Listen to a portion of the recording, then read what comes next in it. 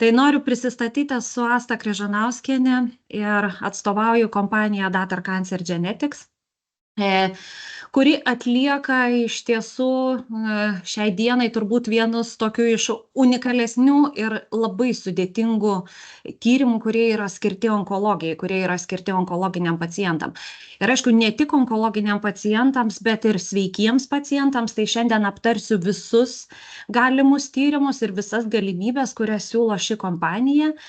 Ir aišku, turbūt pradėsiu pirmiausia nuo tam tikrų neįtin galbūt smagių ir faktų, kurie iš tikrųjų, nes pasaulyje turbūt mes visi žinom, kasmet diagnozuojama ganėtinai daug vėžio atvejų. Jeigu pasižiūrėsim visame pasaulyje, tai apie 19 milijonų.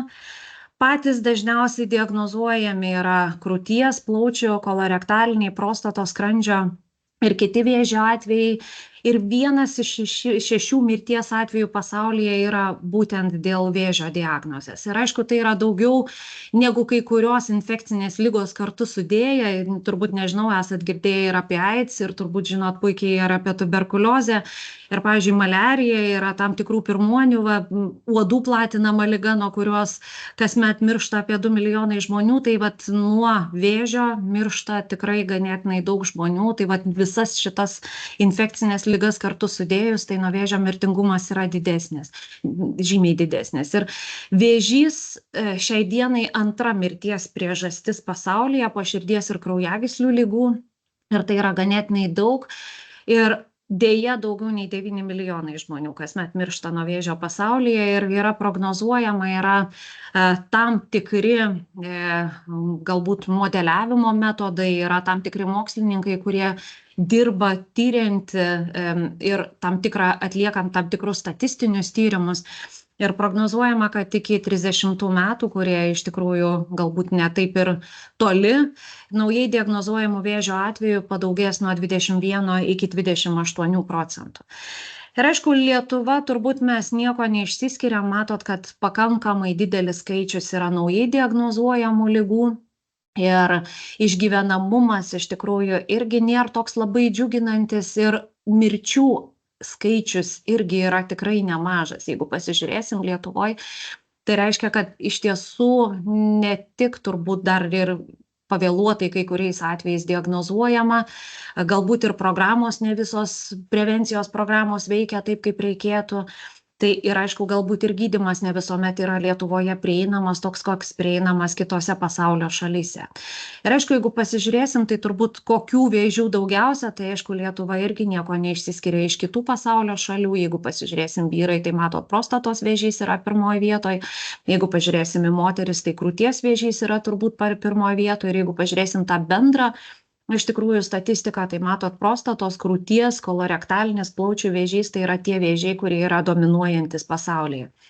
Dabar šiek tiek truputėlį gal norėčiau nukrypti į tokius asmeninius dalykus ir kaip tas tyrimas atsirado Lietuvoje ir dėl ko turbūt visi mes kažką pradedam daryti iš tokių daugiau asmeninių patirčių. Tai su onkologinė liga turbūt tikrai esu susidūrus ne pati asmeniškai, bet mano artimų žmonių iš tikrųjų yra, kurių labai norėčiau, kad jie vis dar būtų čia, yra išėję anapilin ir iš tikrųjų norėjosi labai kažką, galbūt pati save gal kaltinau, kad gal per mažai kažką padariau, gal kažkaip kitaip galėjo viskas būti padaryta. Ir aišku, tam tikri atvejai, kuomet tu ieškai artimam žmogui kažkokių tai tyrimų ir kažkokių tai tyrimų galimybių, kas dar galėtų būti padaryta, tai taip atsirado turbūt ir šita Data Cancer Genetics kompanija, nes iš tiesų reikėjo ganėtinai artimam žmogui tyrimo, ne iš biopsijos, bet iš kraujo, nes biopsijos paėmimas nebuvo galimas tuo metu, tai tiesiog tas kraujo tyrimas lyg tai buvo kaip išsigelbėjimas, kuris leido iš tikrųjų truputėlį galbūt keisti ir personalizuoti, individualizuoti tą gydymą. Tai taip tie tyrimai, taip ta kompanija iš tokių daugiau asmeninių patirčių, iš daugiau asmeninių ieškojimų ir atėjo į Lietuvą ir šiai dienai jau visi šitie tyrimai yra atliekami truputėlį daugiau nei metai, nors pati kompanija, truputėlį parodysiu dar vėliau, jau gyvuoja ganėtinai nemažai laiko. Ir aišku, dėl ko mes apie tai kalbam, todėl kad dabar pastaruoju metu iš tiesų ganėtinai daug informacijos ir daug dėmesio skiriama yra tai preciziniai medicinai, tai yra inovatyviai arba personalizuotai medicinai. Ir kuo jinai skiriasi nuo tos tradicinės, sakysim, medicinos, nuo paties tradicinės medicinos principų, nes dažniausiai tai yra tam tikros gairės, tam tikri algoritmai, kurie yra sudaryti vienų ar kitų ligų gydymui. Ir aišku, yra skiriamas tam tikras gydymas ir tada stebimas efektas. Ir vieniems žmonėms tas efektas būna puikus, tas gydymas iš tikrųjų vyksta sklandžiai ir žmogus iš tikrųjų pasiekia arba remisiją, arba pasveiksta. Čia kalbant gal bendrąją to žodžio prasme apie įvairias skirtingas ligas.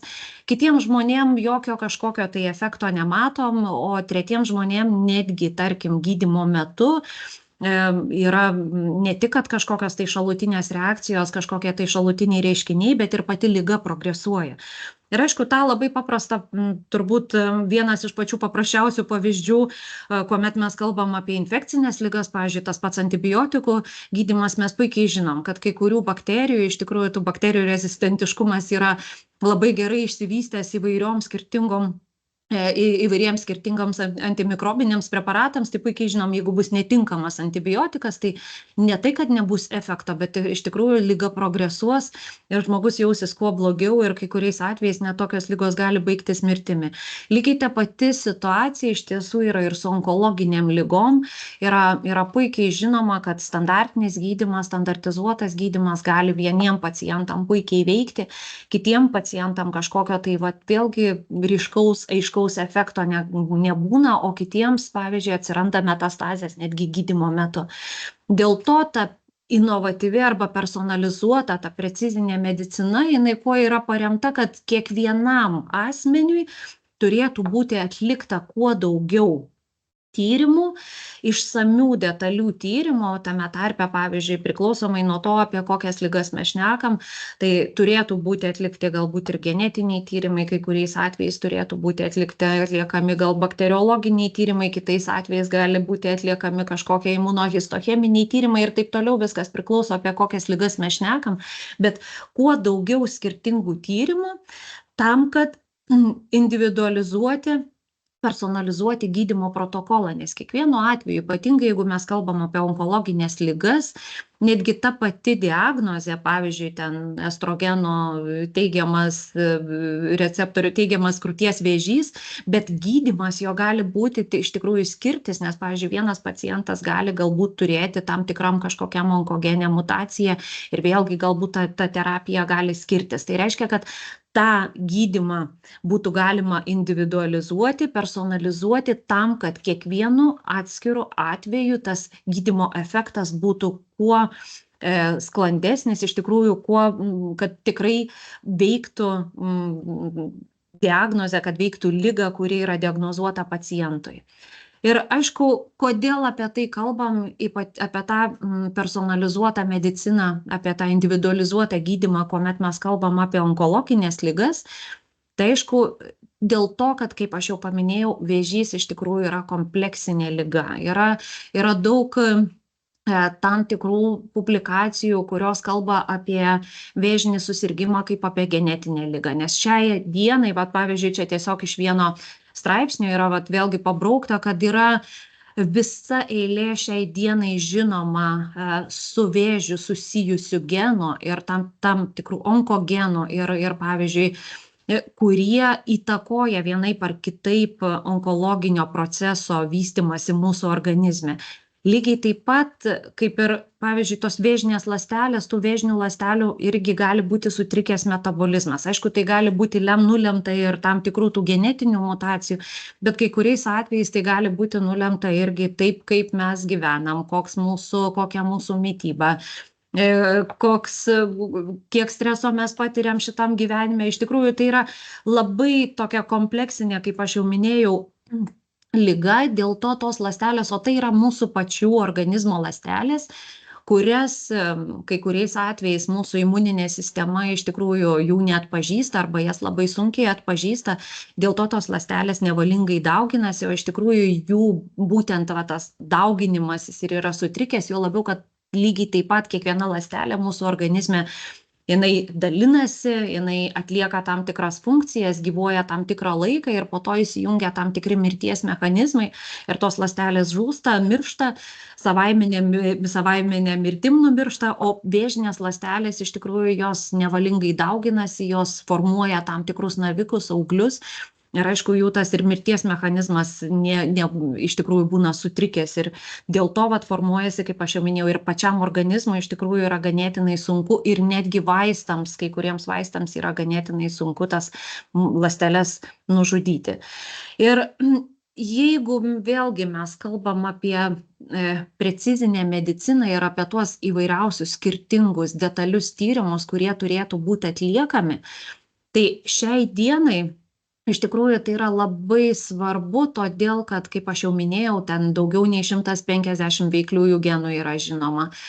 Su tais genais yra žinoma daugiau kaip 30 taikinių terapijų, daugiau kaip 10 signalinių tų veikimo kelių.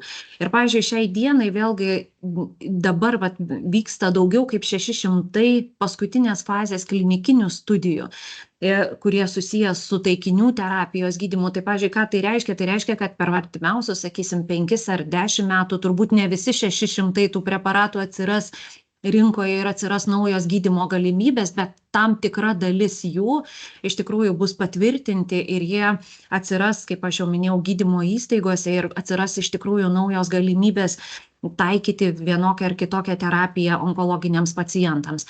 Bet tam, kad tokios terapijos kaip taikinių terapija, biologinė terapija arba tam, kad būtų taikoma imunoterapija, kaip aš jau minėjau, turi tikrai būti atlikti tokie ganėtinai išsamus, detalūs tyrimai, tai onkogenetiniai tyrimai, imunohistocheminiai tyrimai, visa eilė kitų tyrimų tam, kad tikrai būtų galima individualizuoti, personalizuoti tą gydymo protokolą.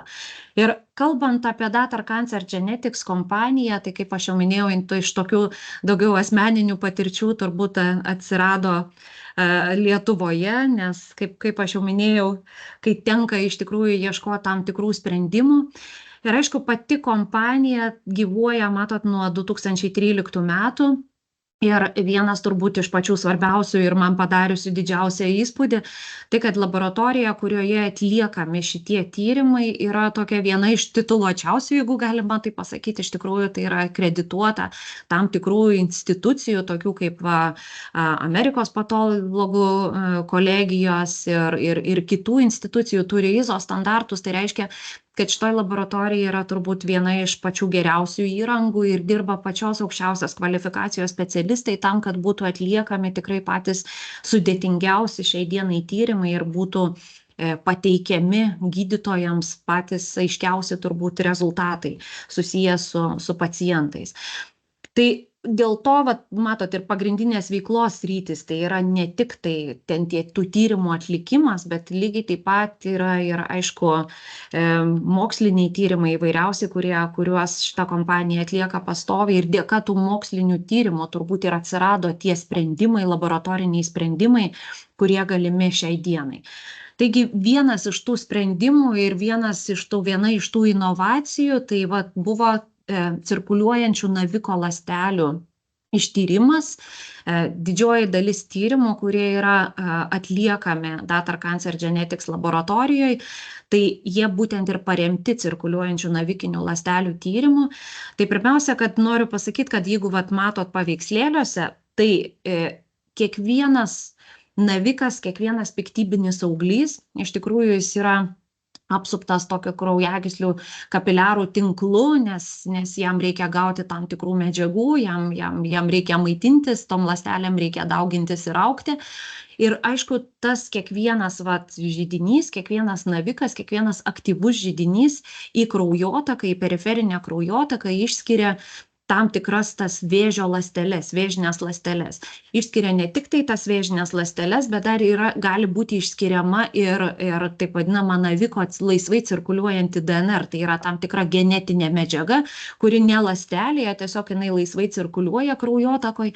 Tai va tiek tos cirkuliuojančios vėžinės ląstelės, tiek ta cirkuliuojanti naviko DNR yra vieni iš pagrindinių tyrimų objektų, kurių pasekoje po šitų tyrimų yra padaromos tam tikros išvados ir pateikiami tam tikri rezultatai. Ir jeigu, kaip matot, va čia pavyzdžiui, dar, jeigu truputėlį dar grįžtant atgal, tai va tam netgi ne tik, kad pavienės tos navikinės ląstelės cirkuliuoja, bet tos ląstelės netgi gali kai kuriais atvejais susigrupuoti tam tikras tokias grupės, prie jų jungtis kitos ląstelės, įvairūs, pavyzdžiui, makrofagai, dar tokie susidaryti kaip mikro mažulyčiai navikiukai, augliukai, kurie cirkuliuoja periferiniai kraujotakai.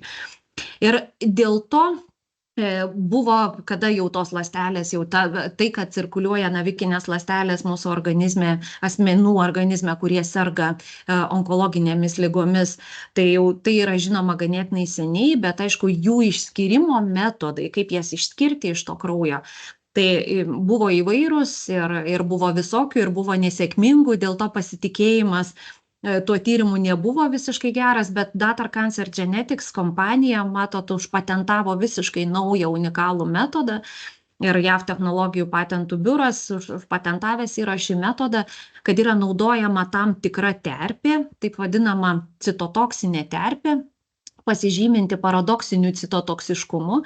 Tai reiškia, kad žūsta šitoje terpėje visos sveikos normalios ląstelės, kurių apoptozės mechanizmas yra normalus. Aš truputėlį vėliau papasakosiu, kas tai yra apoptozė, labai trumpai, o visos ląstelės, kurių apoptozė yra sutrikusi, dažniausiai tai yra vėžinės ląstelės, jos išlieka gyvybingos. Tai reiškia, kad tokias ląsteles, jas galima po to išrinkti, jas galima kultivuoti ir galima atlikti visą eilę tam tikrų tyrimų. Tai tas ląsteles galima ištirti.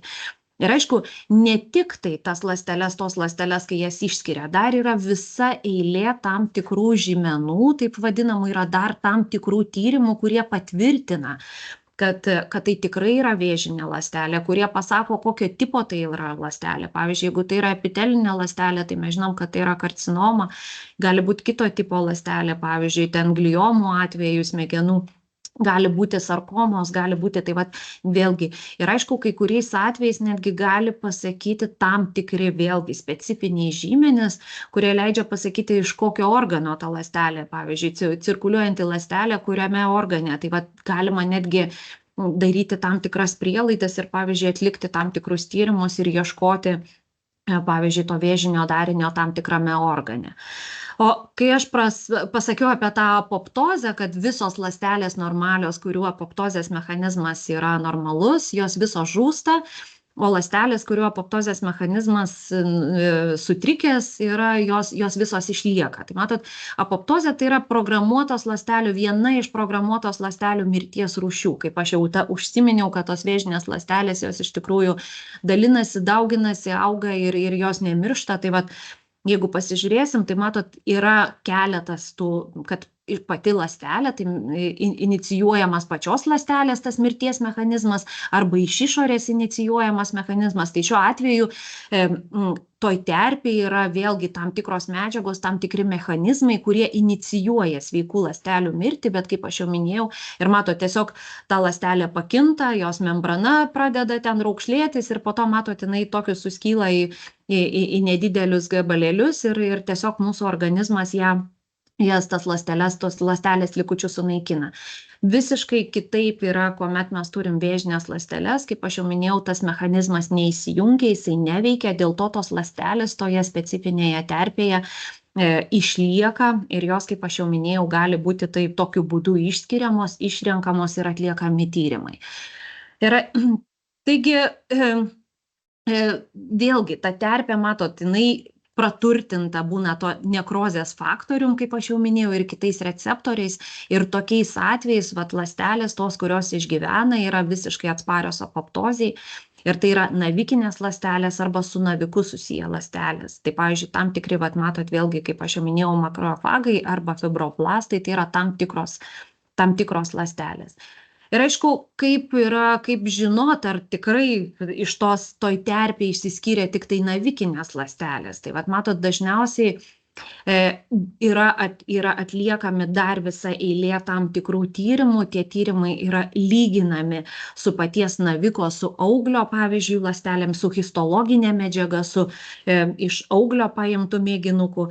Ir aišku, tas atitikimas iš tikrųjų yra ganėtinai didelis.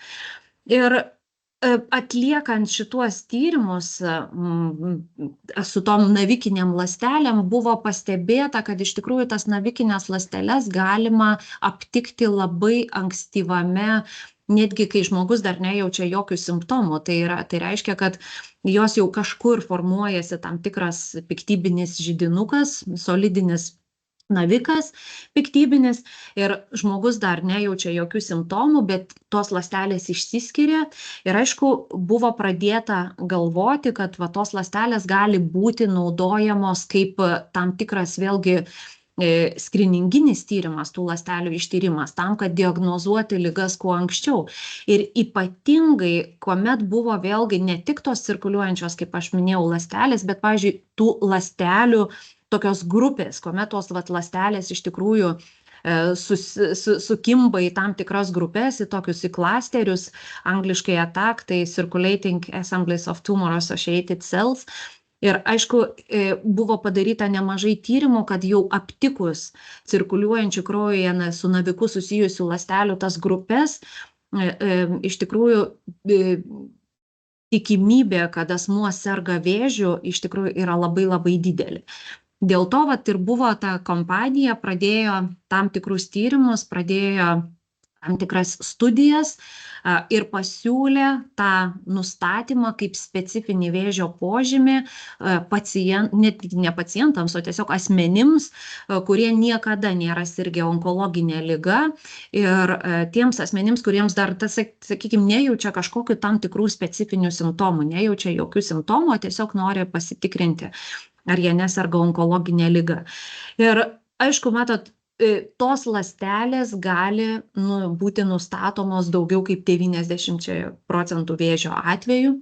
Viskas priklauso, aišku, turbūt nuo paties naviko stadijos, kiek tas navikas užaugęs, kiek tas navikas išplitęs.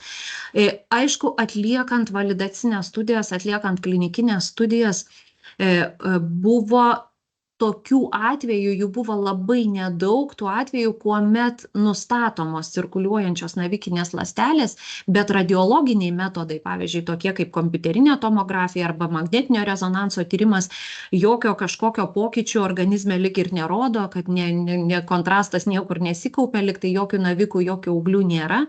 Tai tokie žmonės buvo palikti stebėsenai, jie buvo stebimi ir buvo stebimi 18 mėnesių ir buvo gauti, vėlgi tyrimų rezultatai nebuvo labai džiuginantis, jeigu tos navikinės ląstelės arba tų ląstelių grupės buvo nustatytos pas asmenį, bet nieko nebuvo rasta kažkokiais kitais radiologiniais metodais, tai matot, rizika susirgti per 12 mėnesių per metus patiems asmenims padidėjo 230 kartų. Tai reiškia, kad tikrai turbūt tas kažkur aktyvus židinys yra, bet tik tai tiek, kad tas tiesiog jisai dar nėra aptinkamas radiologiniais tyrimo metodais.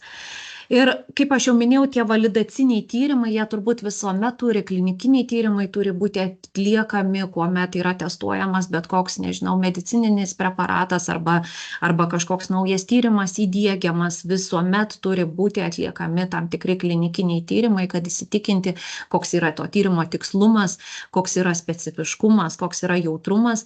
Tai šiuo atveju šitie tyrimai iš tikrųjų buvo atlikti su labai didelė pacientų grupe. Tai jie buvo atlikti keliose šalyse, tame tarpe buvo ir Indija, kur populiacija, jūs turbūt žinot, turbūt pati didžiausia populiacija būtent indų yra.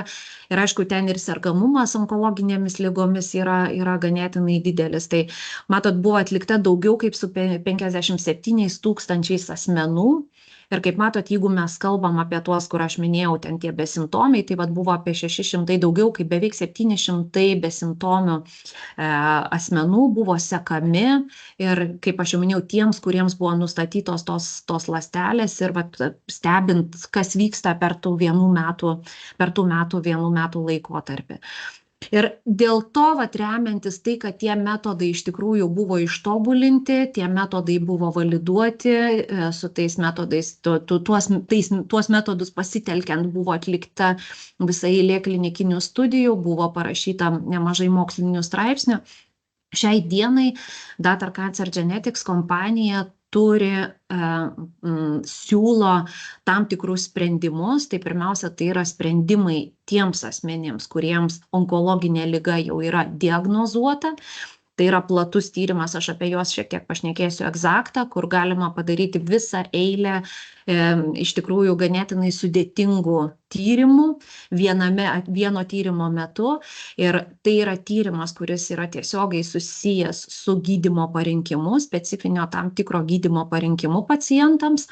Ir aišku, yra kitas tyrimas, kiti tyrimai, tai yra TrueCheck, tai yra būtent tas tyrimas, apie kurį ir aš šnekėjau, tai yra tyrimas skirtas tiems asmenims, kuriems onkologinė liga nebuvo diagnozuota, bet asmenys, pavyzdžiui, nori atlikti patikrą ir nori įsitikinti, nori žinoti savo sveikatos būklę, arba, pavyzdžiui, tokiems kaip man asmenims, nes tikrai mano šeiminė istorija nėra pati geriausia, tėvelis mano mirė būdamas 45 metų nuo skrandžio vėžio, sirgo mano mama, sirgo mano senelis, sirgo mano močiutė, iš tikrųjų tų vėžio atvejų yra ganėtinai daug, tai dėl to turbūt ta šeiminė istorija mano nėra pati geriausia, tai vat tokiems galbūt, kurie tikrai rūpinasi savo sveikata ir norėtų tuos tyrimus atlikti, nes šiuo atveju, matot, netgi 70 skirtingų tipų solidinių navikų galima diagnozuoti, aptikti ir tą riziką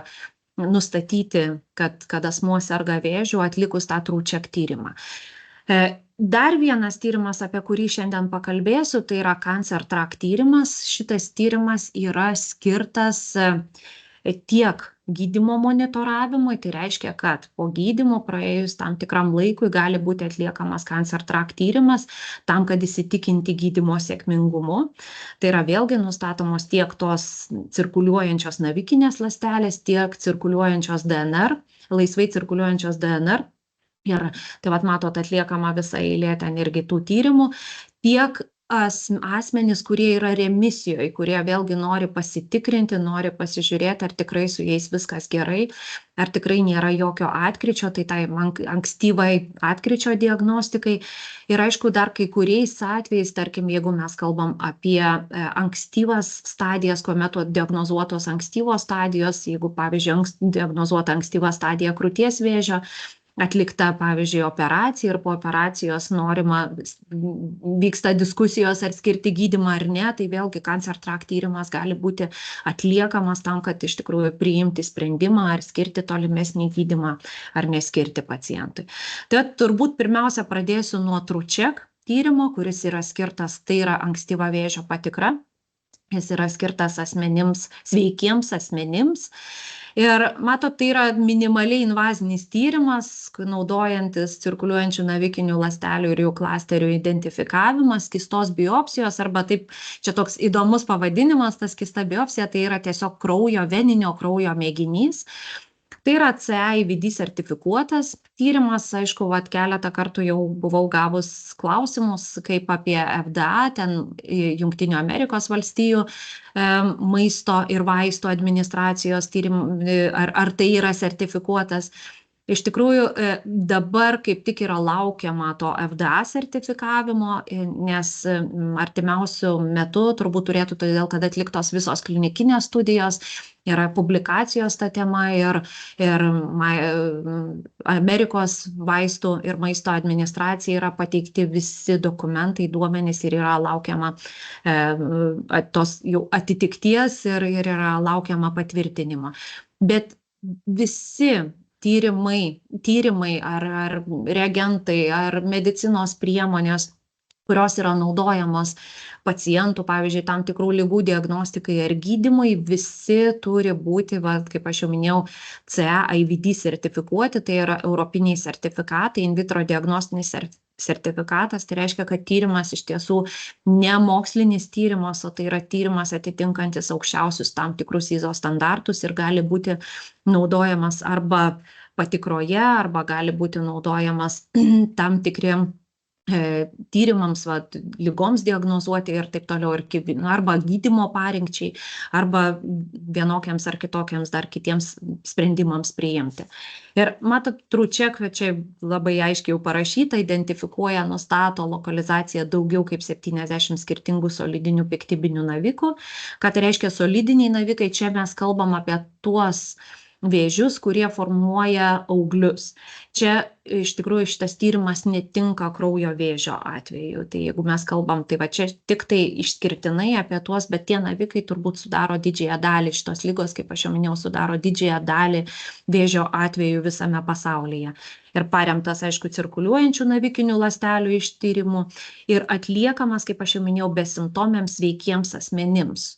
Kodėl taip yra? Todėl, kad jeigu asmeniui kada nors buvo diagnozuota onkologinė liga, tai tos navikinės ląstelės, jos aišku yra neaktyvios, jos ir asmuo yra remisijoje, pavyzdžiui, tai jam net ir po 10 ir po 15 metų gali būti aptinkamos tos cirkuliuojančios vėžio ląstelės. Jos nėra aktyvios, bet jos kraujotakoje cirkuliuoja ir jos gali būti aptinkamos, tik tai labai nedideliais tam tikrais kiekiais.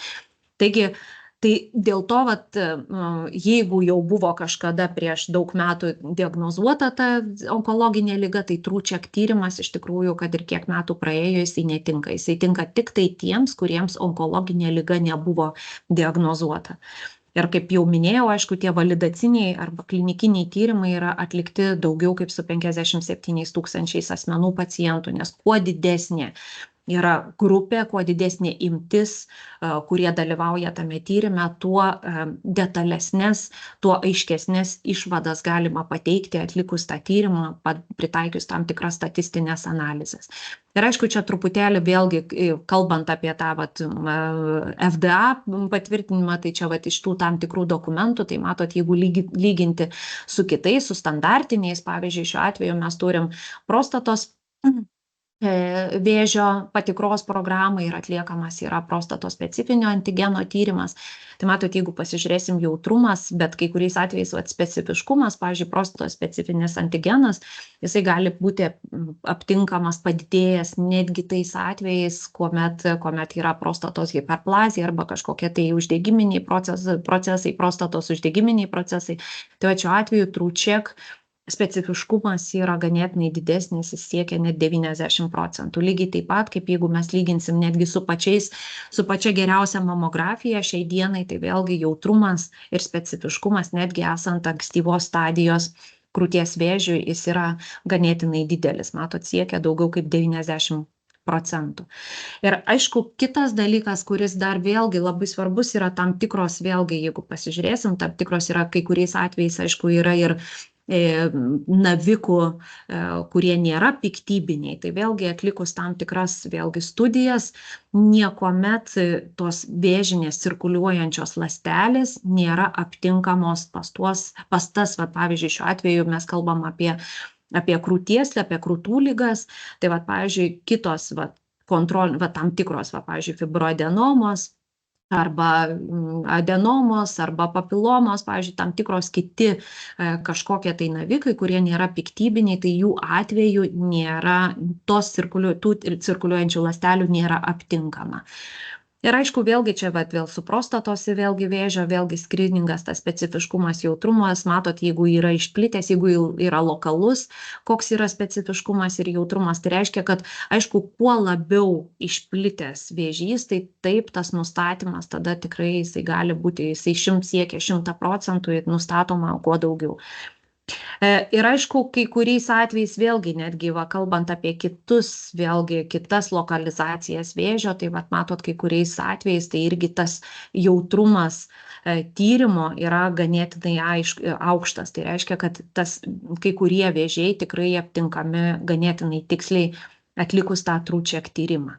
Ir kodėl mes kalbam apie tą ankstyvą diagnostiką ir kodėl turbūt apie tai reikėtų susirūpinti kiekvienam ir nebūtinai tik tai sulaukus tam tikro amžiaus arba pajutus kažkokius tai vienokius ar kitokius simptomus, turbūt, nes vienas iš pačių svarbiausių dalykų, jeigu mes kalbam apie onkologinių ligų diagnostiką, tai turbūt išgyvenamumas. Ir aš čia tiesiog paėmiau keletą tokių pavyzdžių, ne Lietuvos pavyzdžių, kadangi vėlgi tie išgyvenamumo rodikliai nėra patys geriausi, jeigu mes žiūrėsim į tą statistiką, bendrąją statistiką Europos Sąjungos arba kitų ten Europos šalių statistiką, bet čia tiesiog Vokietijos yra tam tikri duomenys, dar iki covidiniai duomenys, tai vat vėlgi kuo ankstyvesnė yra stadija, kuo anksčiau yra diagnozuojamas vėžys, pavyzdžiui, jeigu mes kalbam apie žarnyno vėžį, tai vat vėlgi pasižiūrėsim tiek moterų, tiek vyrų tarpe.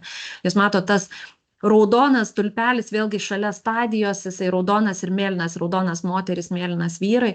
Ir mes matom, kuo ankstyvesnė stadija, tuo išgyvenamumo rodikliai yra geresni. Tai matot, čia yra 5 metų išgyvenamumo rodikliai priklausomai nuo nustatytos ligos stadijos. Tai vėlgi, jeigu mes kalbam apie tai yra, jeigu moteris, tai yra 100%, jeigu tai yra pirma stadija, išgyvena 5 ir ilgiau metų. Bet jeigu mes kalbam apie vėlyvas stadijas, kuomet onkologiniai susirgymai, kuomet onkologinės ligos yra nustatomos vėlyvosiose stadijose, tai čia jeigu mes kalbame, pavyzdžiui, apie plaučių vėžį, matot, ketvirtos stadijos plaučių vėžys, tai reiškia, kad išplitęs vėžys yra nustatomas, tai išgyvenamumo rodikliai yra tikrai labai žemi, tai reiškia, kuo vėlyvesnė ligos stadija, tuo iš tikrųjų sunkiau gydyti, tuo daugiau tam tikrų pokyčių organizme ir iš tikrųjų ir tuomet ir agresyvus gydymas gali. Tai išgyvenamumo rodikliai tikrai labai priklauso nuo ligos stadijos. Dėl to tos patikros turbūt kiekvienas iš mūsų turėtumėm labai rūpintis savo sveikata, labai atkreipti tai dėmesį, nes, kaip aš sakau, kartais net juokinga, kai žmonės puikiai rūpinasi savo automobiliais ir atlieka automobilių techninės priežiūras ir patikras ir kai kuriais atvejais net negaili pinigų, bet kalbant apie savo paties, turbūt tą priežiūrą, tą patikrą, tai tikrai ne kiekvienas, netgi patikrose, kurios yra organizuojamos ir finansuojamos ligonių kasų, kur netgi pirminės sveikatos priežiūros centrai, poliklinikos, gydytojai netgi būna ir susisiekia ir skambina pacientams ir siūlo ateiti, pasitikrinti. Tai netgi tokias patikras, kaip aš sakau, tam tikra dalis žmonių tikrai neateina ir turbūt atvyksta į gydymo įstaigą tik tai tuomet, kada jaučia jau tikrai daug labai įvairiausių skirtingų simptomų ir kada tikrai situacija yra labai bloga ir, kaip aš jau minėjau, dažnu atveju tai būna jau išplitę navikai, tai būna 3, tai būna 4 stadija, kuomet, kaip aš jau minėjau, iš tikrųjų tos galimybės yra pagyti žymiai mažesnės. Tai TrueCheck galimybės, ką šiandien galima atlikti, ką gali atlikti sveiki asmenys Lietuvoje, tai yra TrueCheck Intelli, tai matot iki 70 solidinių navikų ir yra aišku dar vienas tyrimas, tai TrueCheck Feme, tai yra krūties, kiaušidžio, endometriumo, gimdos kaklelio vėžio nustatymai, tai yra toks moterim daugiau skirtas tyrimas, ypatingai toms, kurių galbūt šeimoje pasitaikė su, kaip vadinama, su moteriškų ligų arba krūties, arba kiaušidžių, arba gimdos kaklelio vėžio atveju, tai vat galima atlikti tokį tyrimą. Čia tiesiog norėjau parodyti pavyzdį, kaip atrodo tas TrueCheck tyrimas, aišku, čia aš turiu tik neigiamą atsakymą, tai vat, matot, jeigu yra neigiamas, tai tiesiog gaunama, kad navikinės ląstelės, cirkuliuojančios navikinės ląstelės nėra nustatytos, tačiau jeigu jos būtų nustatytos, tai tuomet, matot, yra galima nustatyti, ar tai yra adenokarcinoma, ar tai yra neuroendokrininis navikas, ar tai yra glioma, ar tai yra sarkoma, ar tai yra mezotelioma, tai yra vat, visos galimybės nustatyti vėžio tipą ir aišku, kai kuriais atvejais ten netgi iki 80% galima nustatyti ir kuriame organe tikėtina yra tas pirminis navikas. Tai vat, pavyzdžiui, yra ten adenokarcinoma ir gali būti, kad tai yra plaučiai, tai va, pavyzdžiui, plaučių adenokarcinoma, tuomet jau reikėtų turbūt kreiptis į gydytoją, atlikti tam tikrus tyrimus ir jau būtų aišku, kokius detalesnius, tolimesnius tyrimus reikėtų atlikti. Ir aišku, matot, vėlgi, tai yra daugiau ne kaip jau tokia galutinė diagnozė, bet kaip aš jau minėjau, tam tikra rizika nustatoma sirgti onkologinę ligą, nes kuomet tos ląstelės aptinkamos, tai rizika sirgti onkologinę ligą yra ganėtinai didelė. Tai čia toks daugiau kaip rizikos, nes yra tokių atvejų, jų yra iš tikrųjų ganėtinai mažai, bet kuomet atlikus radiologinius metodus, onkologinė liga visgi nėra aptinkama. Bet kaip aš jau minėjau, rizika susirgti per artimiausius metus yra iš tikrųjų išauga labai labai stipriai. Ir aišku, kaip dažnai aptinkamas tas teigiamas rezultatas ir kaip dažnai aptinkamos tos cirkuliuojančios navikinės ląstelės arba tos navikinių ląstelių grupės, kaip aš jau minėjau, tai jeigu pasižiūrėsim Europos populiaciją, jeigu Europos populiacijoje, tai tie teigiami atvejai sudaro nuo 0,5 iki 0,8%, tai tikrai nėra labai dideli skaičiai, tai reiškia, kad turbūt reikia atlikti apie 200 tyrimų tam, kad būtų randamas, aptinkamas teigiamas rezultatas.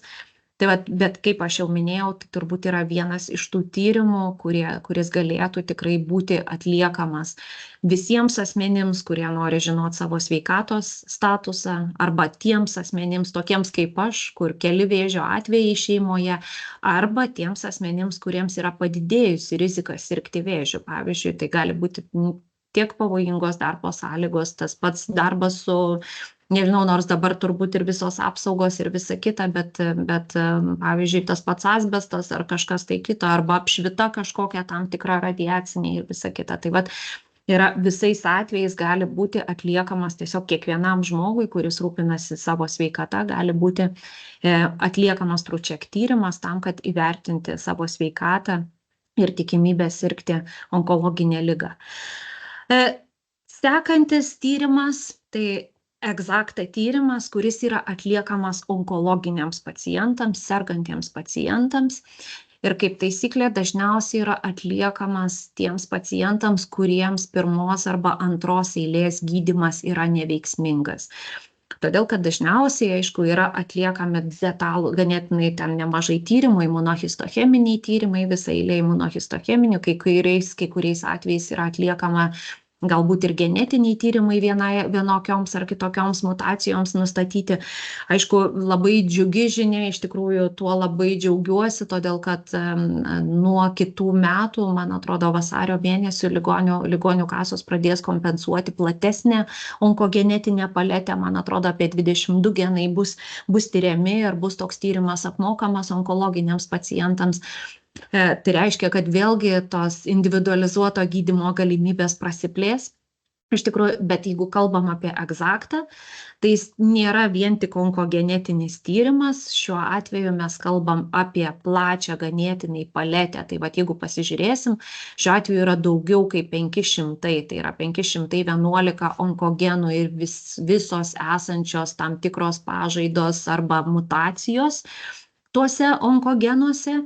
Yra išskiriama cirkuliuojanti naviko DNR ir vėlgi nustatomos tam tikros mutacijos, tai reiškia, kas tame kraujyje šiuo metu, kokie pokyčiai, pavyzdžiui, genetiniai pokyčiai yra, nes galbūt buvo nustatyta kažkokia tai mutacija iš naviko audinio ir dabar, pavyzdžiui, galbūt dėl ko nereaguoja pacientas į gydymą, galbūt tas auglys iš tikrųjų pakeitė savo genetinį profilį, atsirado vienokia ar kitokia mutacija, tai vėlgi ta laisvai cirkuliuojanti naviko DNR ištiriama. Kaip aš jau minėjau, naviko RNR yra ištiriama, kas irgi duoda tam tikrą informaciją, jeigu mes kalbam apie gydymą. Ir aišku, jeigu mes kalbam apie tas cirkuliuojančias navikinės ląsteles, tai tiesioginis tų gyvybingų ląstelių ištyrimas.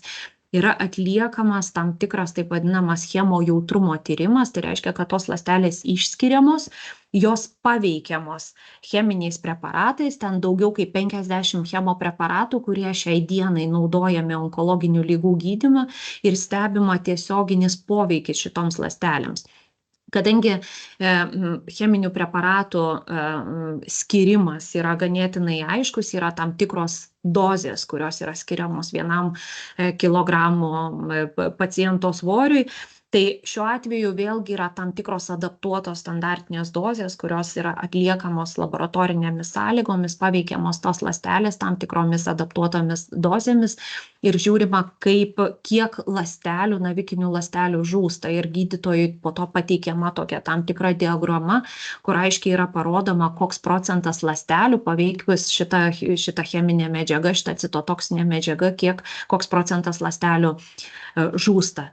Be to atliekama visa eilė kitų tyrimų, tai yra atliekama ir mikrosatelitų nestabilumo, taip toliau. Tai viskas yra viename tyrime, po vienu apgaubta, kaip aš jau minėjau, egzaktą, tai yra sudėtinis ir ganėtinai sudėtingas tyrimas. Tai nėra paprastas tyrimas, bet tai yra daugelio tyrimų tokia visuma, kurių pagrindų po to remiantis atliktomis studijomis ir publikacijomis ir publikuotomis studijomis yra pateikiamos gydymo rekomendacijos.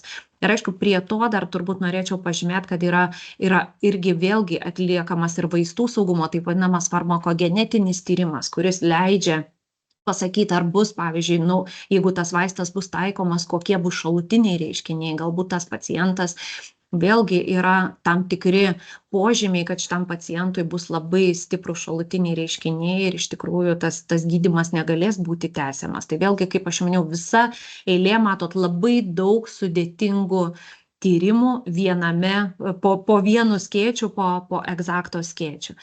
Ir matot, jeigu pasižiūrėsim, tai dėl to ir tyrimo laikas, tai yra nuo 14 dažniausiai iki 21 darbo dienos nuo to laiko, kai patenka mėginys jau į laboratoriją, o mėginys į laboratoriją patenka ganėtinai greitai, dažniausiai nukeliauja per 24 valandas specialiomis sąlygomis, specialioje tokioje pakuotėje, transportinėje dėžėje.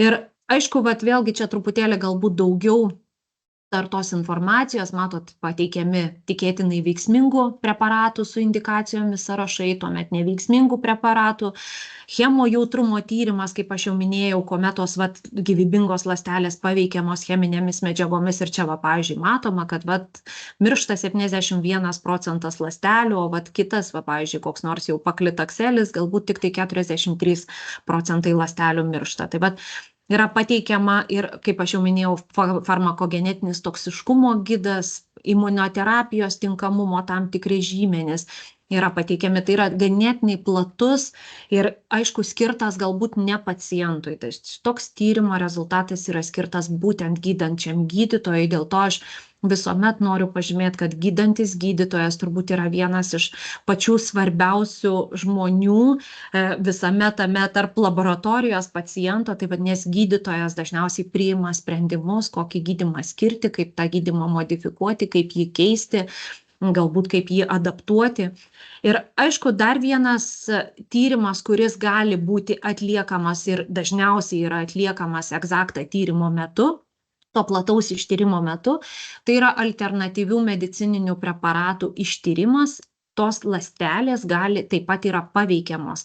Visa eilė, ten apie 30, šiai dienai 32 alternatyvūs medicininiai preparatai yra naudojami.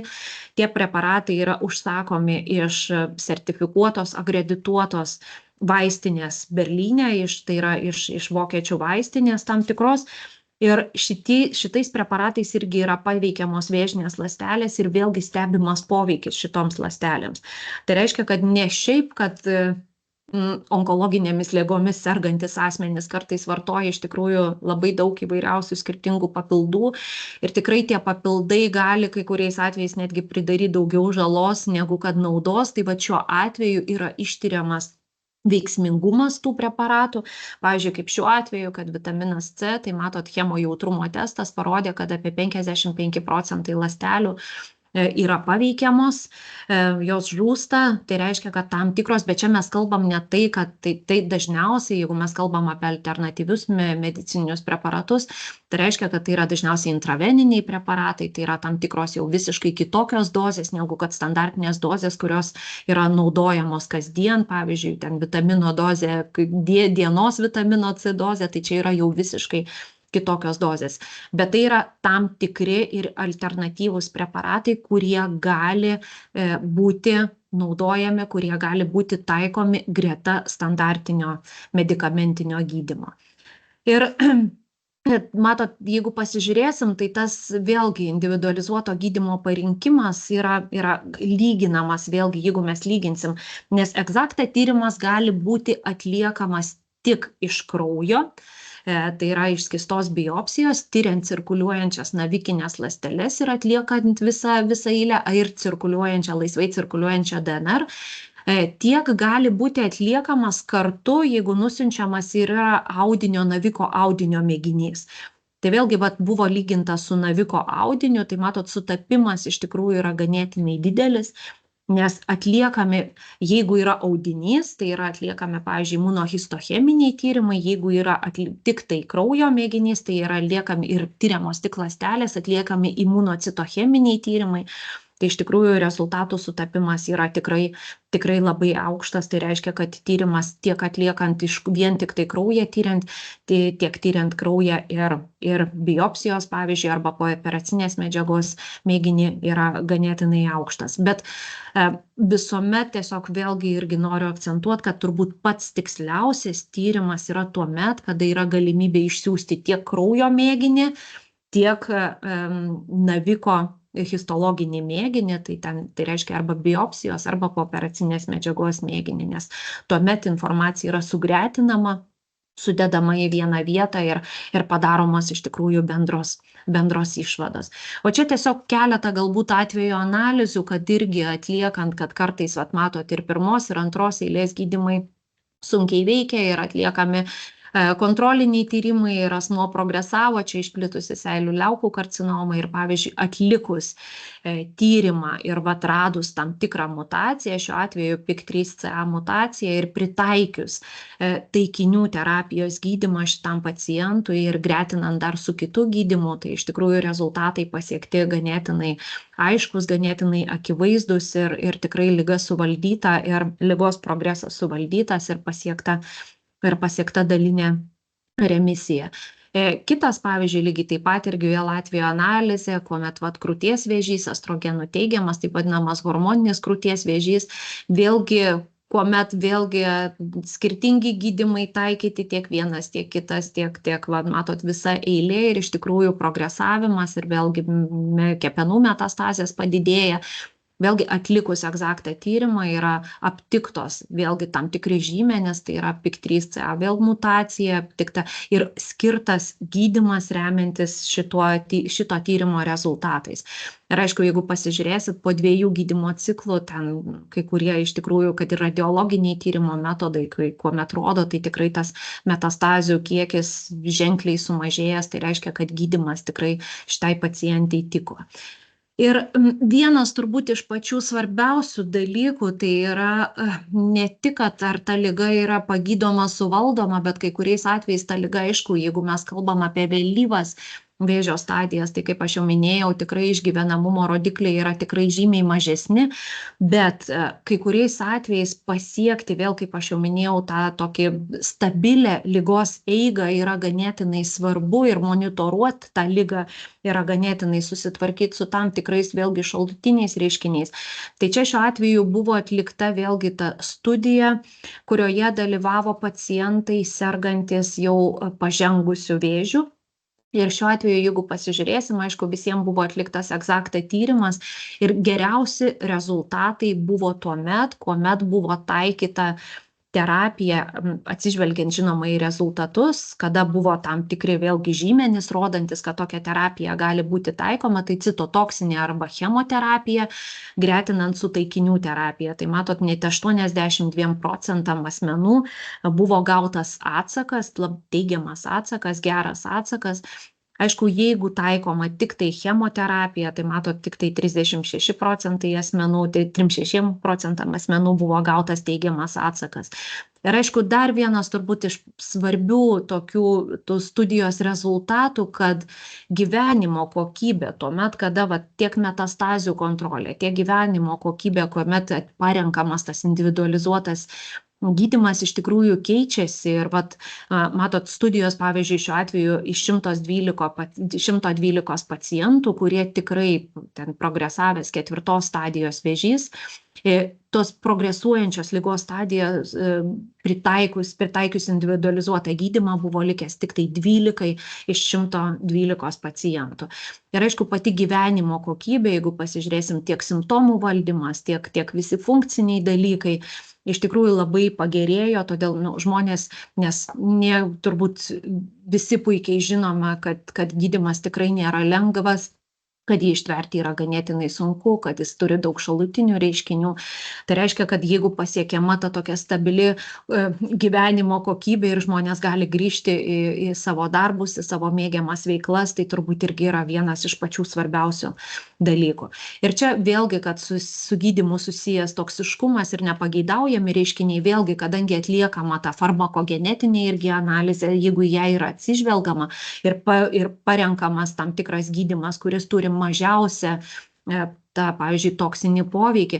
Tai matot, nei vienu atveju nepasireiškia 4 laipsnio su terapija susiję nepageidaujami reiškiniai ir visi tie nepageidaujami reiškiniai, pavyzdžiui, ten ar anemija, ar edema, ar anoreksija, ar nuovargis, ar pykinimas, vėmimas, visi jie buvo valdomi taip vadinamų standartinių priežiūros procedūrų pagalba. Tai vėlgi yra ganėtinai svarbu. O čia tiesiog vėlgi, kad ta studija, kuri buvo, tai turbūt jinai viena iš tokių tiksliausių, jeigu galima tai pasakyti, todėl, kad, kaip aš jau minėjau, EXACTA tyrimas, tai yra vienas didelis, nežinau kaip čia pavadinti, skėtis, krepšys, kuriame ar po kuriuo yra ganėtinai daug įvairiausių skirtingų sudėtinių ir šiai dienai novatoriškų tyrimų, kuriuos po to jau visus susumavus tam tikrų dirbtinio intelekto programų pagalba ir ten dirbančių specialistų, nes vien laboratorijoje Anglijoje dirba apie 200 aukštos kvalifikacijos specialistų, tame tarpe ir onkogenetikai, ir imunohistochemijos specialistai, ir medicinos onkologai, ir jie tiesiog, ir patologai, kurie patvirtina tą rezultatą ir pateikia tas išvadas gydančiam gydytojui. Tai dar kartelį tiesiog, kam tas tyrimas gali būti atliekamas, tuomet, kada, kaip aš jau minėjau, 1, 2 eilės gydymas nepavyko, kada vėžys atsinaujina, kada jisai greitai metastazuojantis. Ir aišku, naujai diagnozuoti galimai sunkaus vėžio atveju, kada ten ląstelių piktybiškumas iš tikrųjų yra labai didelis, ten blogai diferencijuoti vėžiai ir taip toliau, ir taip toliau. Ir aišku, vėlgi didelė rizika, kad gydymas gali būti nesėkmingas. Tai pavyzdžiui, kuomet yra žinoma, kad jau pacientas turi vienokią ar kitokią ten mutaciją, galbūt tokie pacientai yra sunkiai gydomi. Tai vėlgi gali būti atliekamas tas platus tyrimas, kuris daugiau kaip 90% atvejų tam tikros gydymo rekomendacijos atlikus EXACTA yra pateikiamas. Aišku, jeigu kalbam apie tai, kiek tos rekomendacijos gali būti pritaikomos, tai yra turbūt visiškai atskira tema. Todėl, kad taip, Lietuvoje visgi lyginant su kitomis Europos šalimis nėra toks platus kompensuojamų vaistų pasirinkimas. Aš labai nuoširdžiai tikiuosi, kad tikrai ta situacija pasikeis ir kad tų vaistų, prieinamų vaistų, kompensuojamų vaistų bus daugiau, vis daugiau. Bet turbūt kiekvienas iš mūsų norim žinot, kad jeigu esant ypatingai kritinėms situacijoms, kad dar kažkokios galbūt galimybės yra ir kad tikrai tas gydymas dar gali būti pritaikomas. Bet aišku, kaip aš jau minėjau, ypatingai kalbant chemoterapinių preparatų, turbūt sąrašas tai Lietuvoje yra pakankamai didelis ir tikrai gydytojai turi iš ko pasirinkti ir turi ko gydyti pacientus, bet jeigu mes kalbam kartais apie taikinių terapiją, tai taip, taikinių terapijos preparatų Lietuvoje tikrai lyginant su kitomis šalimis, pavyzdžiui, ta pačia Vokietija, tai turbūt skiriasi apie 10 kartų. Tai vėlgi gydytojai irgi kad ir gaunamas tas tyrimo rezultatas turbūt ne visada gali pasinaudoti to tyrimo atsakymu vien dėl to, kad, kaip aš jau minėjau, Lietuvoje gali būti toks variantas, kad šitas gydymas, pavyzdžiui, nėra kompensuojamas arba šitas gydymas yra kompensuojamas kitiems vėžio tipams. Tai vat, bet manau, kad tokia situacija tikrai keisis, nes, kaip aš jau minėjau, jau ir visiškai labai artimoje ateityje, už keleto mėnesių tikrai bus atliekami onkogenetiniai tyrimai, leisantis tiksliau parinkti taikinių terapijos preparatus. Tai aš labai tikiuosi ir turbūt kiekvienas onkologinis pacientas ir kiekvienas gydytojas tikisi, kad ir taikinių terapijos preparatų, prieinamų taikinių terapijos preparatų tikrai bus daugiau. Tai vat, kaip aš jau minėjau, tai šiai dienai mano nuomonė, tai vienas iš išsamiausių turbūt skystos biopsijos tyrimų ir itin detaliai charakterizuojantis piktybinį naviką. Tyrimai atlikti, validuoti atlikus plačios apimties klinikinius tyrimus. Ir aišku, turbūt tikrai labai svarbu tą pabrėžti ir tą pasakyti, kad tikrai itin aukšto mokslinio diagnostinio lygio laboratorijoje yra atliekami. Todėl, kad tiek, kiek turi akreditacijų ir tiek, kiek turi tų patvirtinimų iš įvairiausių institucijų šitą laboratoriją, kurioje yra atliekami, tai tikrai ne kiekviena laboratorija, ten tikrai labai nedaug tokių laboratorijų Europoje, kurios gali pasigirti šitomis akreditacijomis. Ir dar vienas tyrimas, apie kurį noriu pakalbėti, tai yra Cancer Track tyrimas. Tai yra tyrimas, kaip aš jau minėjau, kuris gali būti atliekamas gydymo stebėsenos tikslais, todėl kad tai yra dinaminis, realią situaciją, jeigu galima tai pasakyti, atspindintis tyrimas.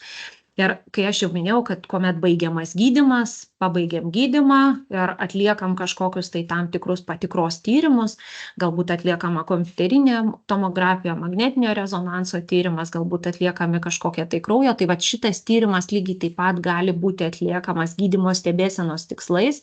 Tiesiog įvertinamas yra cirkuliuojančių navikinių ląstelių skaičius ir yra vėlgi žiūrima, ar organizme cirkuliuoja laisvai cirkuliuojanti, ar aptinkama organizme periferiniai kraujotakai laisvai cirkuliuojanti naviko DNR. Kodėl aš dar noriu truputėlį gal pabrėžti tą laisvai cirkuliuojančią naviko DNR, todėl kad laisvai cirkuliuojanti naviko DNR išlieka periferiniai kraujotakoj gyvybinga tik tai nuo keliolikos minučių iki kelių valandų, iki 2,5 valandos. Tai reiškia, kad jeigu ta cirkuliuojanti naviko DNR aptinkama, tai reiškia, kad organizme yra tikėtina, kad yra aktyvus piktybinis židinukas ar židinys, yra aktyvus piktybinis židinys, iš kurio ta cirkuliuojanti naviko DNR išsiskiria. Tai, nes ląstelės, kaip aš jau minėjau, cirkuliuojančios naviko ląstelės, jos būna tikrai cirkuliuoja diagnozavus onkologinę ligą ganėtinai ilgą laiką, daug metų, kaip aš jau minėjau, ir po 10 ir po 15 metų gali būti aptinkamos. Jos nėra aktyvios, bet jos gali būti aptinkamos. Tai vėlgi šiuo atveju tas navikinių ląstelių skaičius, kiek jų aptinkama organizme, yra labai labai svarbus. Lygiai taip pat kaip ir atsparumo vaistams išsivystymo tikslais, kad, pavyzdžiui, taikomas kažkoks tai gydymas ilgą laiką ir jam, jeigu išsivysto atsparumas, jis nebereaguoja, pavyzdžiui, navikas į skiriamą gydymą ir pavyzdžiui, vėlgi iš karto padidėja cirkuliuojančios naviko DNR kiekis, padidėja cirkuliuojančių navikinių ląstelių kiekis. Ir aišku, arba naujai atsiradusioms mutacijoms, ankstyvos ligos atkryčio nustatymui, tai va čia ankstyvos ligos atkryčio nustatymui, tai yra tiems pacientams, kurie yra remisijoje, tai yra remisijos monitoringas, kurie nori įsitikinti, kad tikrai yra viskas gerai, kad jie toliau gali ramiai gyventi ir atlikti galbūt tuos kažkokius tai radiologinius tyrimus šiek tiek rečiau, jeigu nėra aptinkamos nei cirkuliuojančios navikinės ląstelės, nei cirkuliuojanti naviko DNR. O čia vėlgi tiesiog keletas galbūt pavyzdžių, vėlgi matot, kad vėlgi tai yra 61 metų moteris, tai krūties vėžys, HER2 teigiamas. Ir tiesiog čia matot parodyta, kad cirkuliuojanti naviko DNR yra kiekis, atlikus ten kovo mėnesį, stipriai padidėjęs, lygiai taip pat kaip yra padidėjęs ir cirkuliuojančių navikinių ląstelių skaičius. Ir matot, pradėjus taikyti aptikta PIK3CA mutacija ir pradėjus taikyti tam tikrą taikinių terapinį gydymą, tam tikrą skiriant tam tikrą inhibitorių, matot, vėlgi tas po tam tikro laiko, tas tiek cirkuliuojančios naviko DNR kiekis, tiek cirkuliuojančių ląstelių kiekis vėlgi sumažėja ir vėl grįžta į tą tokį visiškai stabilę tą fazę ir kuomet pasiekiama, kaip aš jau minėjau, remisija. Vėlgi čia kitas atvejis, prostatos vėžio atvejis, kuomet vėlgi matot pakyla iš tikrųjų ganėtinai ženkliai, ganėtinai stipriai tiek cirkuliuojanti naviko DNR, tiek cirkuliuojančios naviko ląstelės, kas rodo atkritį ir vėlgi, kaip aš jau ankstyva atkryčio diagnozė. Ir vėliau tik tai po tam tikro laiko buvo patvirtintos metastazės pacientui kauluose. Ir aišku, vėlgi skiriant gydymą, matot tikslinį gydymą, vėlgi tas tiek ląstelių, tiek cirkuliuojančios naviko DNR kiekis ženkliai krenta. Ir vėlgi, kaip aš jau minėjau, pacientui pritaikius gydymą pasiekiama remisija. Tai kas kaip ta surenkama, kas tai yra ta skista biopsija, kraujo surinkimo procedūra, tai dažniausiai matot, tai yra tam tikri validuoti mėgintuvėliai, todėl kad, kaip aš jau minėjau, tai yra IVD procedūra, in vitro diagnostinis tyrimas, žymėtas in vitro diagnostiniu, tai reiškia, kad visas procesas ir visa procedūra yra labai aiškiai aprašyta, kaip jin turi būti padaryta, kaip turi būti paimamas kraujas, kiek to kraujo turi būti paimama, kaip tas kraujas saugomas, kaip tas kraujas transportuojamas ir taip toliau. Tai yra labai aiškios procedūros, kurių turi laikytis tiek slaugytoja įmanti kraują, tiek po to atsakingi asmenys, kurie siunčia tuos mėginius į laboratoriją, į Jungtinę Karalystę. Jeigu mes kalbam apie egzaktą tyrimą, tai matot, yra imami tam tikri skirtingi 2 tipų mėgintuvėliai, iš viso paimama 2 mėgintuvėliai po 10 ml vienokie, 2 kitokie, tai yra apie 40 ml kraujo. Ir aišku, vienas iš svarbių dalykų, jeigu mes kalbam apie sergančius pacientus, pavyzdžiui, ir apie egzaktą tyrimą, kad mažiausiai 72 valandas, o dažniausiai rekomenduojama apie 4-5 paras iki kraujo paėmimo neturi būti atliekama nei chemoterapija, nei spindulinė terapija, taip pat neturi būti atliekami radiologiniai tyrimai, tai ir PETas, ir kompiuterinė tomografija, ir magnetinio rezonanso tyrimas, ar bet kokia kitokia radiologinė procedūra tam, kad, kaip aš jau minėjau, mėginio kokybė būtų tikrai tinkama ištyrimui, tam, kad tyrimo rezultatas būtų pats tiksliausias. Lygiai taip pat neturi būti atliktas kraujo perpylimas ar kitų kraujo komponentų sulašinimas. Tai reiškia, kad jeigu atlikta viena iš mano minėtų šitų procedūrų, tai turi praeiti mažiausiai 4-5 paros tam, kad būtų galima paimti kraujo mėginį. Ir aišku, vėlgi labai svarbu yra taip vadinamas pildomas tyrimo užsakymo forma, tyrimo užsakymo lapas, kuriame vėlgi labai svarbu, jeigu mes kalbam apie onkologinius pacientus, tai detaliai surašyti klinikinę informaciją, todėl kad kai kuriais atvejais tokia informacija yra labai svarbi, pateikti tam tikrus histopatologinių tyrimų atsakymus ir taip toliau. Lygiai taip pat, jeigu mes kalbam ir apie cancer tract tyrimą, jeigu kalbam apie sveikus pacientus, tai pirmiausia, turbūt vėlgi turėtų būti pateikta informacija, labai svarbi informacija, jeigu asmuo serga, pavyzdžiui, lėtinėmis uždegiminėmis ligomis, ypatingai ten, jeigu kalbam sisteminė vilkligė, Krono, pavyzdžiui, liga. Tai nes kai kuriais atvejais pas tokius žmonės irgi gali būti tos sergant lėtinėm uždegiminėm ligom, vėlgi gali būti ląstelių, kurių apoptozė ta šiek tiek irgi yra kitokia, sutrikusi. Bet, kaip aš jau minėjau, ne tik tos ląstelės, kurio apoptozė yra sutrikusi išskiriamos, bet dar yra naudojama visa eilė žymenų, dar yra naudojama visa eilė tyrimo metodų, kurie tikrai išskiria tik tai vėžinės ląsteles ir atlieka tyrimus tik tai su vėžinėm ląstelėm.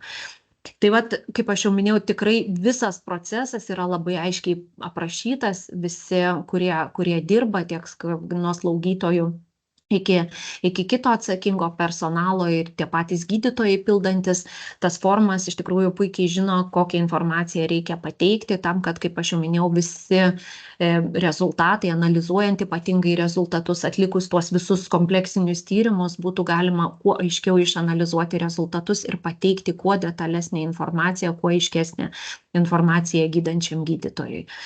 Tai čia truputėlį tos įvairios, tai turbūt tiek šiai dienai apie visus tyrimus, apie tai, ką norėjau pašnekėti, apie tai, ką norėjau pakalbėti.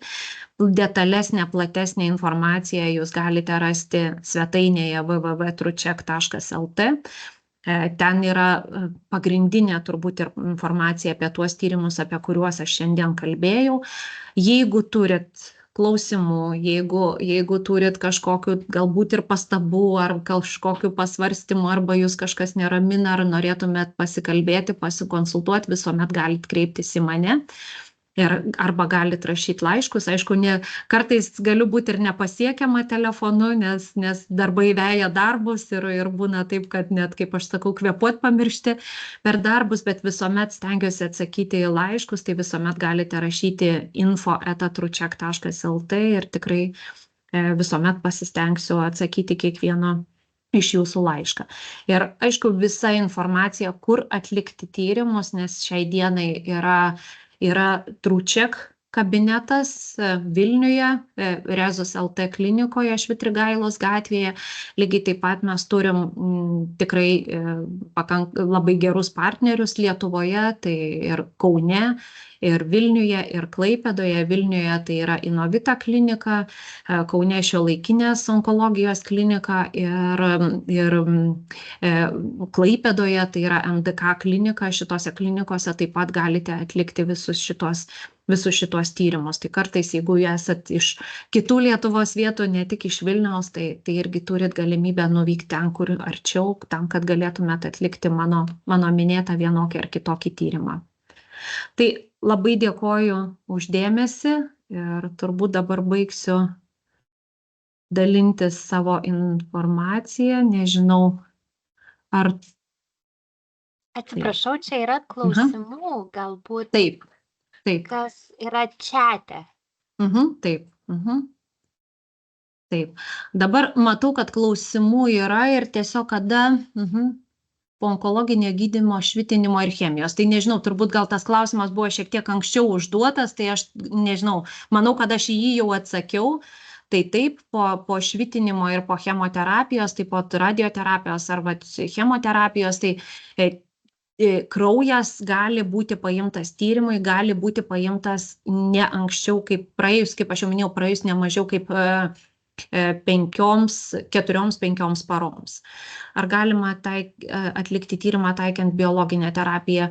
Taip, tyrimą galima, bet kaip aš jau minėjau, tai turėtų būti kažkoks tai tarpas, tam tikras. Išimtis yra, kuomet yra taikoma hormonų terapija, pavyzdžiui, krūties vėžių hormoninio krūties vėžio sergančios moterys, jeigu, pavyzdžiui, tamoksifeną vartoja, tai rekomenduojama paimti kraują, pavyzdžiui, jeigu vaistas yra geriamas ryte, tai rekomenduojama paimti kraują, pavyzdžiui, sekančią dieną prieš vaisto išgėrimą. Bet jeigu mes kalbam apie taikinių terapiją, apie chemoterapiją, apie spindulinę terapiją arba švitinimą, tai vat ir lygiai taip pat magnetinis rezonansas, kompiuterinė tomografija, tai vat visi šitie mano išvardinti turi praeiti mažiausiai 72 valandos, bet geriausiai, kai praeina 4-5 paros.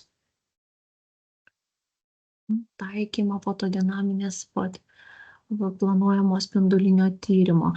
Matot, apie terapijas, tai tikrai aš labai atsiprašau, aš negaliu tikrai daug informacijos jums suteikti, todėl kad daugiau informacijos galiu suteikti tik tai apie tyrimus atliekamus, bet apie pačias terapijas turbūt pats geriausias dalykas yra kuo daugiau kalbėtis, šnekėtis su savo gydančiu gydytoju, jeigu ne su savo gydančiu gydytoju, tai kreiptis galbūt antros nuomonės pas kitą gydytoją, todėl kad pirmiausia, tai noriu pasakyti, kad tai yra tikrai labai normalu kreiptis antros nuomonės galbūt pas vieną ar kitą gydytoją, ar galbūt pas kito profilio gydytoją, galbūt jeigu vienu atveju mes kalbam apie ten chemoterapiją, tai yra chemoterapeutas, jeigu kalbam apie kitą, tai galbūt pas radiologą gydytoją, pas radioterapijos specialistą. Tai va čia visuomet turbūt rekomenduoju labai pasistengti bendrauti kuo daugiau su gydytoju, visada uždavinėti turbūt kuo daugiau klausimų,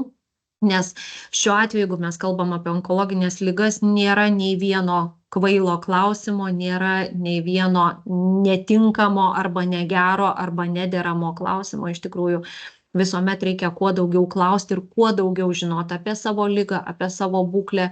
Iš tikrųjų ir patiems domėtis, tai yra ganėtinai svarbu. Taip, jeigu buvo gimdos kaklelio vėžys po gydymo atlikus dubens pilvo organo plaučių, kad tai nieko nerasta, kur ieškoti židinio, tuo atveju, jeigu šio tyrimo būtų aptiktas aktyvus židinys. Taip, nieko gimdos kaklelio vėžys po gydymo atlikus dubens kaulo pilvo organų, kur ieškoti židinio. Šiuo atveju tai dažniausiai kokia yra rekomendacija, taip, kur ieškoti židinio, čia turbūt ir aš jums nepasakysiu, bet jeigu tyrimo atsakymas teigiamas, jeigu aptikta laisvai cirkuliuojanti naviko DNR, ypatingai jeigu aptiktos mutacijos ir jeigu aptiktas tam tikras padidėjęs cirkuliuojančių navikinių ląstelių, turbūt vėlgi atlikti tuos tyrimus, tiesiog stebėseną, vykdyti dažnesnę stebėseną, atlikti tuos tyrimus vėl kompiuterinė tomografija arba magnetinio rezonanso tyrimą po galbūt kelių mėnesių, tam, kad stebėti visgi dinamiką, nes kaip aš jau minėjau, kad ir tą pavyzdį, kurį aš rodžiau su prostatos vėžiu, tik tai po tam tikro laiko, po kelių mėnesių laiko buvo aptiktos metastazės kauluose po tam tikro laiko, nors jau cirkuliuojanti naviko DNR iš tikrųjų tą atkrytį parodė daug anksčiau, negu kad jis buvo aptiktas radiologiniais tyrimos metodais. Ar kaina skiriasi skirtingose klinikose? Ne, kaina visose klinikose, bent jau tikrai su partneriais esam suderinę, kad kaina visose klinikose yra vienoda. Ar tyrimas ištiria cheminį gydymą tabletėmis ar tik leidžiamai chemijai? Ne, tai yra visi cheminiai preparatai, dažniausiai tai yra visas spektras cheminių preparatų, tai man atrodo virš 56 chemopreparatai, citotoksiniai vaistai yra testuojami. Tik tai tiek, kad rezultate pateikiama yra tik tai tam tikras, nes parodoma, nes dažniausiai yra manoma, kad jeigu cheminis preparatas veikia mažiau negu 50%, tai iš tikrųjų jau jis nebėra tinkamas gydymui. Tai dažniausiai parodomi tie preparatai, kurie nužudo daugiau kaip 50% ląstelių, o visi kiti preparatai, dažniausiai jeigu mažiau ten negu 15-20%, jie net nėra įtraukiami, jie net nebėra rodomi. Taip, kaip dažnai kartoti CancerTrack tyrimą? Čia vėlgi turbūt kiekvieno, kadangi tai nėra kažkokių gairių, kol kas turbūt nėra kažkokio tai algoritmo, turbūt dažniausiai tai yra paties paciento apsisprendimas, yra tokie pacientai, kurie ypatingai, jeigu mes kalbam ten po baigto gydymo, būna, kad tą CancerTrack tyrimą atlieka kas pusmetį, o po to, sakysim, praėjus tam tikram laikui, įsitikinus, kad tai yra ilgalaikė remisija, jisai atliekamas vieną kartą per metus.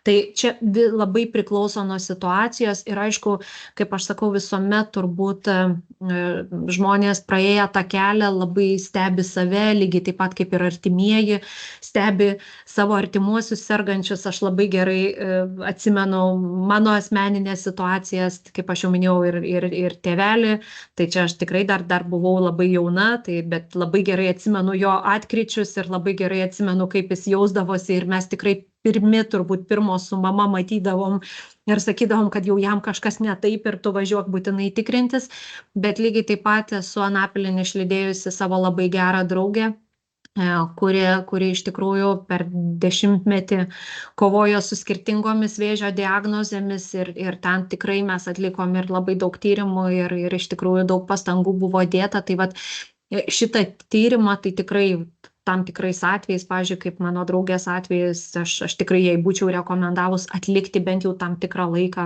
vieną kartą į pusmetį. Bet čia turbūt yra ir gydytojas, vėlgi tai galėtų būti ir gydytojo rekomendacijos priklausomai nuo situacijos, priklausomai nuo vėžio tipo, nuo ląstelių piktybiškumo, nuo polinkio metastazuoti ir taip toliau ir taip toliau. Tai čia visą laiką, kaip aš jau minėjau, ta informacija visą laiką turi gydytojas, tai aš manau, kad jis irgi gali parekomenduoti. Taip, toliau kokią kainą tyrimo, tai aš tiesiog apie kainas galbūt nenorėčiau kalbėti ir tikrai lauksiu laiškų ir visiems atsakysiu ir tikrai parašysiu tyrimo kainas. Tiesiog jeigu galėtumėt, parašykite man laiškelį, lygiai taip pat kaip ir konsultacijos, kaip aš jau minėjau, konsultacijos lygiai taip pat irgi gali būti teikiamos ir konsultacijas apie tyrimą gali suteikti, jeigu jūs tą atliekate tyrimą gydymo kitose mūsų partnerių įstaigose, tai taip, ten yra ir gydytojai onkologai, chemoterapeutai, ir gydytojai genetikai, taip pat jeigu kalbam apie Truček kabinetą, tai taip, gydytoja genetikė, medicinos genetikė gali suteikti konsultaciją, bet kainą tai lauksiu tikrai žinučių ir lauksiu laiškų ir tikrai atsakysiu detaliai. Kur toliau kreiptis gavus teigiamą atsakymą, kaip iš šitos atsakymus žiūri onkologai. Jūs turite omeny čia turbūt apie Truček tyrimą, jeigu aš neklystu. Jeigu mes kalbam apie Truček tyrimą, tai taip, tai nėra dar kol kas plačiai atliekamas ir taikomas tyrimas. Jeigu kalbant atvirai, iš visų atliktų tyrimų, kadangi, kaip aš jau minėjau, šiek tiek daugiau nei metai šitie tyrimai yra atliekami Lietuvoje, tai dar kol kas iš tikrųjų nėra buvę nei vieno teigiamo atvejo, bet yra tam tikras algoritmas, kuris yra taikomas tokiais atvejais. Taip, pirmiausia, tai turbūt yra pas šeimos gydytoją reikėtų kreiptis. Aišku, visą tą konsultaciją lygiai taip pat gali suteikti konsultuojantis gydytojas, kaip aš jau minėjau, pas mus irgi lygiai taip pat galima gauti konsultaciją. Ir yra tam tikras protokolas, standartinis protokolas, kada kreiptis, kokių tyrimų turbūt prašyti reikalauti, kad tai tam tikrais atvejais galbūt turėtų būti atliekami kažkokie patvirtinamieji, kaip aš jau minėjau, radiologiniai tyrimai, ta pati kompiuterinė tomografija, magnetinio rezonanso tyrimas, ypatingai tais atvejais, jeigu yra nustatomos ląstelės, nustatomas ląstelių tipas ir galbūt galimas organas, kuriame navikas yra lokalizuotas. Tai vat, tokiais atvejais, kaip aš jau minėjau, yra protokolas ir jisai visuomet, jeigu tai yra teigiamas rezultatas, jisai yra pateikiamas teigiamą rezultatą gavusiam asmeniui. Po chemoterapijos operacijos ištyrus naviką nustatyta chemoterapija buvo tik 15, navike buvo likę 85, dabar bus spindulinis. Ar tokiu atveju reikėtų skubiau atlikti tyrimą? Aišku, po chemoterapijos, tai vat chemoterapijos veiksmingumas ne visuomet chemoterapija, standartinė chemoterapija, kaip aš jau minėjau, tikrai dėl to mes ir kalbam apie tą personalizuotą mediciną, apie precizinę mediciną, apie individualizuotą gydymą.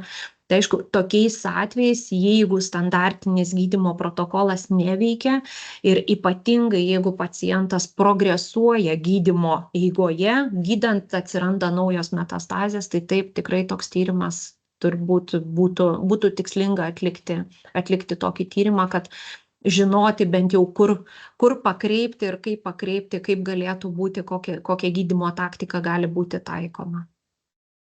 Ar esant remisijoje reikėtų atlikti Cancer Track tyrimą, o geriau Truček? Truček, kaip aš jau minėjau, atliekamas tik tai sveikiems asmenims, jis yra validuotas tik tai sveikiems asmenims, bet jeigu mes kalbam jeigu esate remisijoje, tai čia, kaip aš jau minėjau, būtent Cancer Track yra tyrimas atliekamas, todėl kad Cancer Track tyrimo atveju, kaip aš jau minėjau, ne tik išskiriama ta cirkuliuojanti naviko DNR ir cirkuliuojančios navikinės ląstelės, bet ta cirkuliuojanti naviko DNR dar padaromi tam tikri tyrimai, yra tyriamos ir mutacijos tam tikrose onkogenuose. Yra visa paletė, ten virš 50 onkogenų dar yra ištiriama tam, kad identifikuoti kažkokias tai mutacijas, tam, kad kai kuriais atvejais galbūt ir priimti kažkokį sprendimą apie gydymą. Pavyzdžiui, kai kuriais atvejais, kiek žinau, Vokietijoje visiškai neseniai kalbėjau, kad priklausomai nuo gydytojų konsiliumo būna nusprendžiama netgi papildomi tyrimai, kokie nedaromi, bet matant, kad cirkuliuojančios naviko DNR kiekis padidėjo pas pacientą ir aptikta, pavyzdžiui, kažkokia nauja mutacija, tai gydymas modifikuojamas ir skiriamas kitas gydymas. Kuo jis geresnis nei Foundation One arba kiti tokio tipo tyrimai. Tai kaip aš jau minėjau, jeigu mes kalbam apie Foundation One, tai aš minėjau, kad Exacta tai yra tas platus, toks didelis skėtis, po kuriuo daug skirtingų tyrimų. Tai vat Foundation One tai yra onkogenetinis tyrimas. Foundation One atveju yra tyriama, tik tai dažniausiai yra tyriama auglio biopsinė arba pooperacinė medžiaga ir atliekama onkogenų analizė, yra atliekama ta genetinė analizė. Jeigu kalbam apie Exacta tyrimą, tai šalia genetinės analizės yra atliekama, jeigu yra dar plus, kaip aš jau minėjau, imunohistocheminiai, imunocitocheminiai, su gyvybingomis ląstelėmis išskirtomis chemojautrumo testai, farmakogenetiniai testai. Tai reiškia, kad dar prie genetinio tyrimo, tą, ką atlieka Foundation One, yra pateikiama visa eilė, atliekama dar visa eilė papildomų tyrimų ir visus tyrimo rezultatus susumuojant į vieną yra pateikiamas rezultatas. Tai ir jeigu mes kalbam apie Foundation One, apie genetinį tyrimą, tai dažniausiai genetinis tyrimas atsako, kokia taikinių arba biologinė terapija gali būti atliekama, gali būti taikoma. Šiuo atveju yra ir taikinių biologinė terapija, chemoterapija ir imunoterapijos tinkamumas. Tai vat yra atsakoma į visus 3 pagrindinius klausimus, kokią terapiją. Semitrak, nelabai žinokit, žinau, reikėtų pasidomėti, tai jeigu parašytumėt, tai aš turbūt parašyčiau jums detaliau truputėlį. Dabar reikėtų, nes kaip ir girdėtas pavadinimas, bet tiksliai nežinau, kas yra atliekama šito tyrimo ribose. Ar tai yra iš kraujo, ar tai yra iš naviko medžiagos, tiksliai nežinau. Tai vat parašyčiau, jeigu parašytumėt man laišką, tai aš atsakyčiau, pasidomėčiau ir atsakyčiau jums detaliau. Ar dar būtų klausimų? Ar galbūt kažką praleidau? Tai labai noriu visiems padėkoti už dėmesį, noriu padėkoti, kad taip ilgai klausėtės manęs ir kad taip ilgai iš tikrųjų atlaikėt, nes jau laikas beveik miegoti, eiti į lovą, tai labai jums dėkui. Ir kaip aš jau minėjau, jeigu dar turėsit klausimų, papildomų klausimų arba tiesiog reiks kažkokios tai papildomos informacijos, tai visuomet galite parašyti į info@trucheck.lt ir aš pasistengsiu visiems atrašyti. Labai dėkui ir gražaus visiems vakaro ir būkim visi sveiki. Ačiū labai, viso geriausio.